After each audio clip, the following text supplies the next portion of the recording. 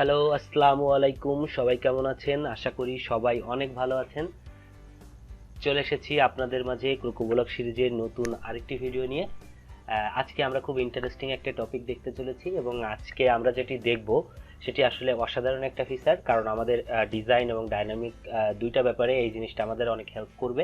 আজকে মূলত আমরা দেখব জেট ট্রিক্স এবং জেট এলিমেন্টস। জেট এলিমেন্টসটা একটু অল্প দেখব, বাট জেট ট্রিক্সটা হচ্ছে আজকের ভিডিওর মেইন টপিক।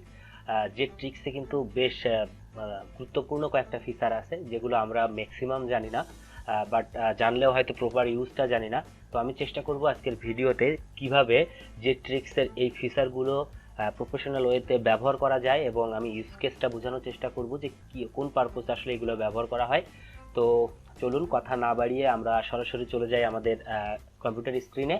আর একটা কথা, আপনি যদি প্রথম আমার এই ভিডিওটা দেখে থাকেন তাহলে অবশ্যই সাবস্ক্রাইব করবেন এবং পাশে থাকা বেল আইকনটিতে ক্লিক করে দিবেন, পরবর্তীতে যাতে আমার সকল ভিডিও নোটিফিকেশন আপনি খুব সহজেই পেয়ে যান। তো চলুন শুরু করা যাক, ফিরে আসছি ইন্ট্রোর পর।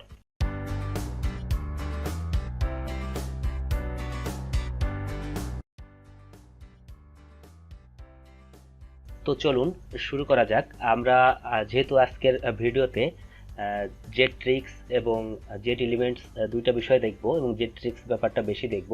তো প্রথমেই আমাদের এই দুইটা প্লাগইন ইনস্টল এবং অ্যাক্টিভেট করে নিতে হবে। আমি প্লাগইন দুইটি ইনস্টল এবং অ্যাক্টিভেট করে রেখেছি আমার ড্যাশবোর্ডে।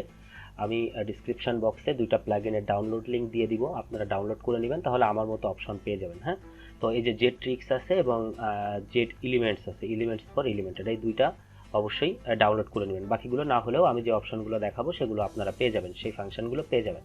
তো এরপর আমি যেটা করব, একটা পেজ আমার এখানে ডিজাইন করে রাখা আছে, একটা সিম্পল পেজ। আমি পেজটার হচ্ছে এডিট অপশনে চলে যাব, এডিট উইথ এলিমেন্টরে চলে যাব।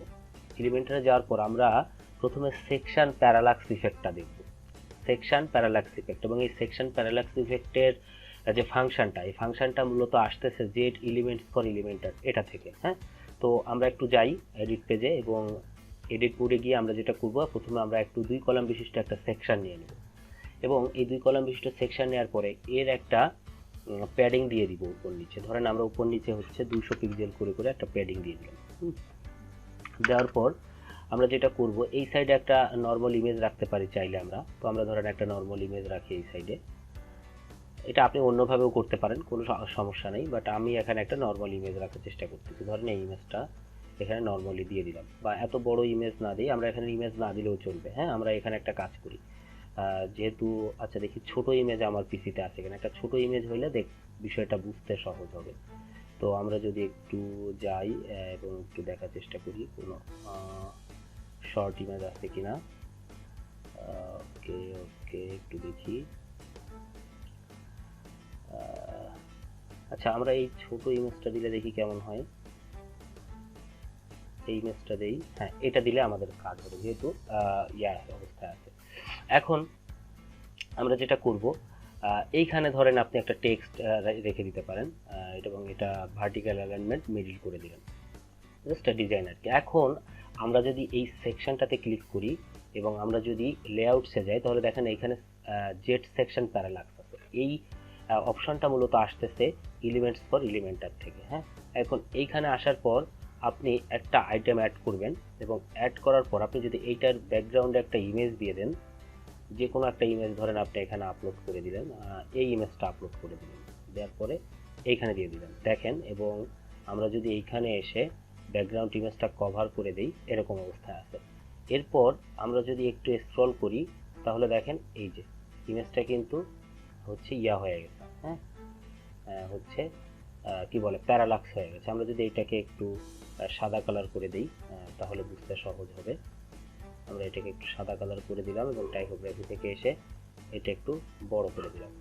এখন যদি আমরা একটু দেখি, এই যে স্ক্রল করলে কিন্তু একটা প্যারালাক্স ইফেক্ট হচ্ছে। হ্যাঁ, এবং এখানে আরও অনেক অপশন আছে। আমরা যদি একটু যাই এই সেকশন প্যারালাক্সে, এর ভিতর যদি যাই, দেখেন এখানে অনেক রকমের স্টাইল আছে। আপনি এটা ভার্টিক্যাল স্টাইল না দিয়ে স্ক্রলিং জুম দিতে পারেন। দেখেন এখন স্ক্রল করলে কেমন হয়, এই যে আপনি স্ক্রল করতেছেন মনে হচ্ছে জুম হচ্ছে, এই যে নিচের দিকে আসতেছেন, এই যে স্ক্রল করতেছেন জুম হচ্ছে। আমরা একটা কাজ করি, এইটা থেকে এটার একটা দূরত্ব দিয়ে দিই, এখানে ধরেন হচ্ছে মার্জিন দিয়ে দিলাম 500 পিক্সেল, একটু নিচে থাক।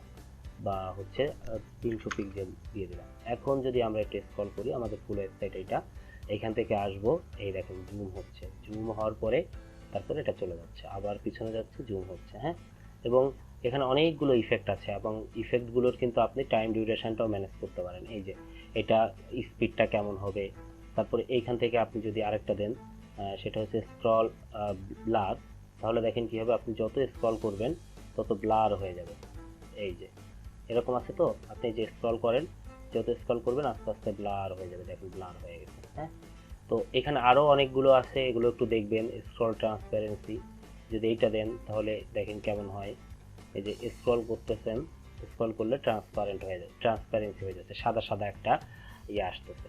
এরপরে হচ্ছে মাউস টু মুভ, আমরা যদি এইটা দেখি তাহলে যে মাউসের সাথে এটা মুভ করবে, মাউস নাড়াইলে মুভ করবে। তো এই ছিল হচ্ছে সেকশন প্যারালাক্স ইফেক্টের ব্যাপার। এবং এখানে সব থেকে ভালো যেটা লাগে, রোটেটটাও কিন্তু খারাপ না। আপনি যে স্ক্রল করবেন, এই যে স্ক্রল করলে এটা আস্তে আস্তে ঘুরবে, এই স্ক্রল করলে আস্তে আস্তে এটা ঘুরবে, যে স্ক্রল করলে ঘুরতেছে। তো এটা কিন্তু দারুণ একটা ব্যাপার, আপনার ডিজাইনকে অনেক স্মুথ করে ফেলে। বিশেষ করে এইটা অনেক ভালো, এই যে স্ক্রল করলে জুম হচ্ছে, এমনটা অনেকে হয়তো দেখেছেন অনেক ওয়েবসাইটে, স্ক্রল করলে জুম মানে হতে থাকবে, জুম হইতে হইতে আস্তে আস্তে এটা বড় হয়ে যাবে। তো এটা ছিল একটা অপশন। এরপরে আমরা জেট ট্রিক্সের আরও কয়েকটা অপশন দেখব। এখানে যদি আরেকটা অপশন দেখি, সেটা হচ্ছে এখানে আনফোল্ড নামে একটা অপশন আছে। এই যে আনফোল্ড, আপনি যদি এখানে একটু 3 কলাম বিশিষ্ট একটা সেকশন নেন এবং এইখানে যদি আনফোল্ডের ইয়াটা নিয়ে আসেন, আনফোল্ড, এবং এটা যদি এই জায়গায় দিয়ে দেন, তাহলে দেখেন এরকম একটা ইয়ে আসবে।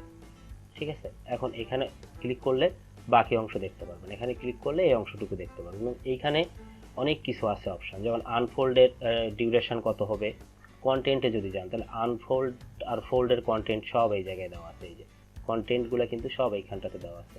আমরা যদি একটু দেখি, এই যে বাটনে এসে আপনি এখানে যে বাটনটা শো হাইড, আপনি এটাকে ক্লোজ লিখে দিতে পারেন, আর এটাকে হচ্ছে ওপেন লিখে দিতে পারেন,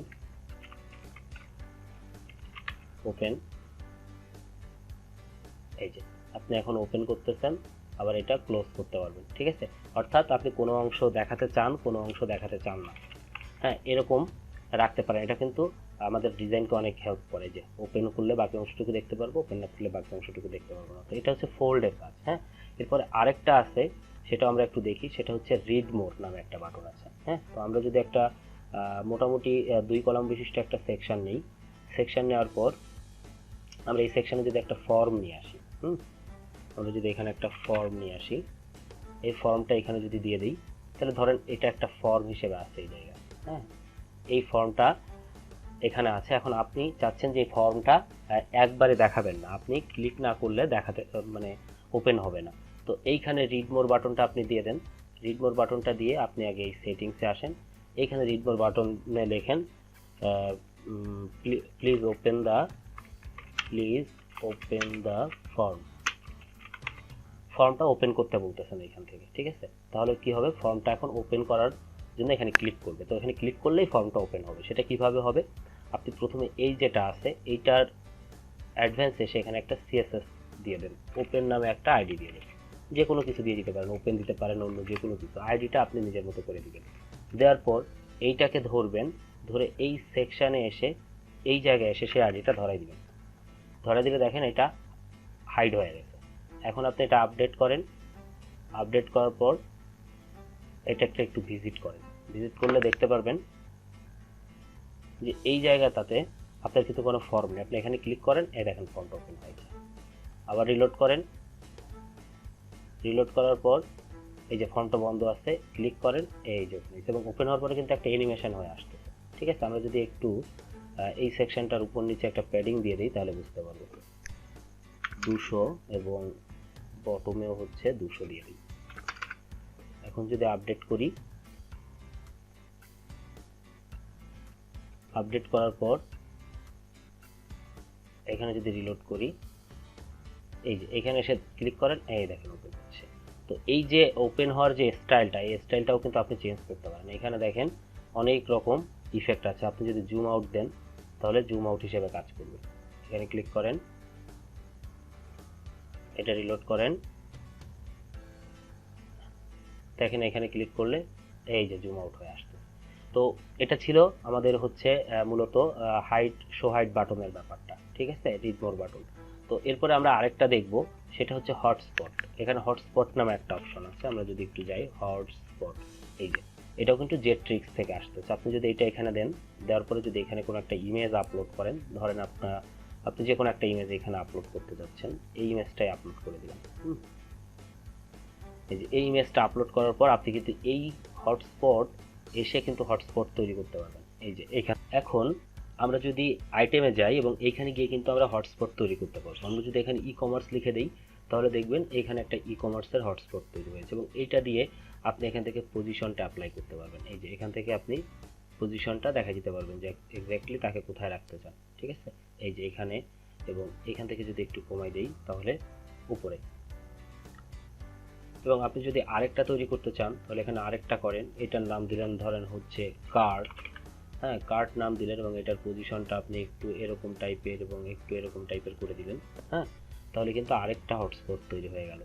তো এইভাবে কিন্তু আপনি অনেক হটস্পট তৈরি করতে পারবেন এবং এগুলোর অ্যানিমেশনও দিতে পারবেন। এই যে শেক করলে এরকম ঝাঁকি খাবে একটা, এই যে তারপরে হচ্ছে আপনি যদি সুইং দেন তাহলে সুইং হবে, এই যে সুইং হবে, হ্যাঁ। তো এটা একটা বিষয় গেল।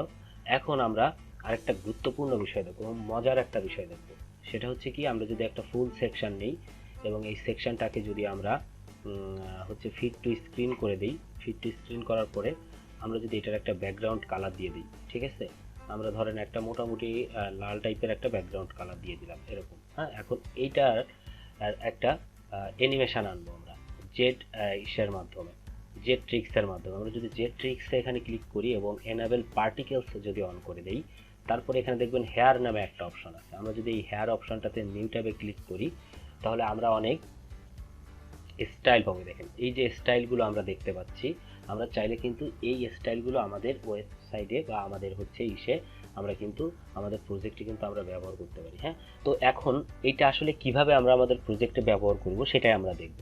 তো প্রজেক্টে ব্যবহার করার জন্য একটা সিম্পল কাজ করতে হবে আপনাকে। এই যে ডাউনলোড হচ্ছে জেসন ফাইল, এই জেসন ফাইলটা আপনাকে ডাউনলোড করতে হবে। তো দেখেন একটা জেসন ফাইল ডাউনলোড হয়ে গেছে এবং এইটা আপনাকে যেটা করতে হবে, আপনি যে কোড এডিটরটা ব্যবহার করেন সেই কোড এডিটরে আপনাকে হচ্ছে এটা হচ্ছে রান করাইতে হবে। তো আমরা ভিজুয়াল স্টুডিও কোডে চলে যাই এবং দেখেন এখানে একটা জেসন ফাইল দেওয়া আছে আপনাকে, এবং আপনি যেটা করবেন এটা কন্ট্রোল এ দিবেন এবং কন্ট্রোল সি দিবেন। সি দেওয়ার পর আপনি চলে আসবেন ঠিক এলিমেন্টরের এই জায়গাটাতে এবং এখানে এসে আপনার জেসন ফাইলটা দিয়ে দিবেন। দেখেন এই যে আপনার ওয়েবসাইটে এগুলো চলে আসছে। দারুণ বিষয় কিন্তু এটা। এবং এরপর যদি আপনি আপনার আউটপুটটা ভিজিট করেন তাহলে দেখেন দারুণ একটা আউটপুট চলে আসছে আপনার, হ্যাঁ। এই যে এই দেখেন, ঠিক আছে, সেই যে আউটপুট। এবং এখানে আপনি এরকম ব্যানার সেকশনে কিন্তু আপনি তৈরি করতে পারেন। তো এখানে আরও বেশ কিছু স্টাইল আছে। আমরা যদি নাসাতে যাই তাহলে এরকম নাসার স্টাইল পাবো, হ্যাঁ। আমাদের এখানে বাবল আছে, আপনি চাইলে বাবল এরকম বাবল দেখাইতে পারেন। আপনি চাইলে এখান থেকে স্নো পড়বে এই ধরনের ডিজাইনও আপনি আপনার ওয়েবসাইটে ব্যবহার করতে পারেন। তারপরে একটা আছে, এটা হচ্ছে নায়ন ক্যাট না কি যেন বলে, এটা আমরা একটু যদি দেখি এটা কেমন, তো রিলোড নেয় শুধু, কাজ করে না। তো যাই হোক এখানে এরকম বেশ কিছু ডিজাইন আছে, আপনি চাইলে ডিজাইনগুলো এভাবে আপনি আপনার প্রজেক্টে ব্যবহার করতে পারেন। তো আজকে আসলে আমরা এই বিষয়গুলো দেখতে চাচ্ছিলাম যে জেট ট্রিক্স জেট এলিমেন্টস আমাদের কি কি সুযোগ সুবিধা রেখেছে এবং এগুলো কিন্তু আপনার ডিজাইনকে অনেক বেশি সমৃদ্ধ করে, আরও ভালো দেখায় আপনার ওয়েবসাইটের ডিজাইনটা। তো আশা করি আপনারা সবাই বুঝতে পেরেছেন। আজকে ভিডিও আর দীর্ঘায়িত করব না, দেখা হবে নতুন একটা ভিডিওতে। আর আপনারা কিন্তু অবশ্যই প্র্যাকটিস করবেন আর কমেন্ট বক্সে জানাবেন এই সংক্রান্ত যদি কোনো প্রশ্ন থাকে। আমি আপনার চেষ্টা করব আমার জায়গা থেকে রিপ্লাই করার জন্য। তো আজকে এই পর্যন্তই, সবাই ভালো থাকবেন, সুস্থ থাকবেন। Thank you so much.